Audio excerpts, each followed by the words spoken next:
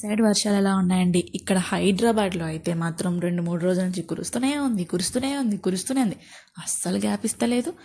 ఏం చేస్తాం, అలా అని చెప్పేసి రైనీ సీజన్లో మనకి చల్లగా ఫుడ్ అయితే అస్సలకి ఎక్కదు. ఏం తిన్నా వేడిగా పొగలు కక్కుతూ మంచిగా టేస్ట్ ఫ్లేవర్ అన్నీ బాగుండాలనుకుంటాం. అండ్ ఇంకోటి ఏంటంటే రైనీ సీజన్లో మనం ఎంత మంచిగా వేడిగా కానీ కొంచెం తీసుకునే ఫుడ్ కూడా కొంచెం హెల్తీగా తీసుకుంటే చాలా బాగుంటుంది.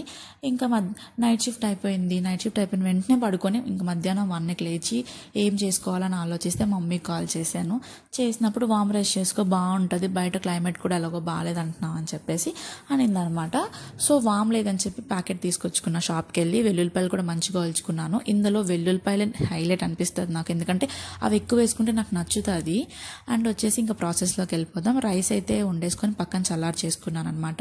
ఒక కడాయి తీసుకొని ఆయిల్ వేసుకొని వెల్లుల్లిపాయలు అయితే వేసుకోవాలి. అది కొంచెం మంచిగా ఫ్రై అయిపోయిన తర్వాత వామ్ వేసుకోవాలి. తర్వాత జీలకర్ర, ఆవాలు, ఎండుమిరపకాయలు ఉంటాయి, కరివేపాకు కూడా తీసుకోండి. హెల్దీ వేలో మంచి వామ్ రైస్ రెడీ. అంతే, బాయ్.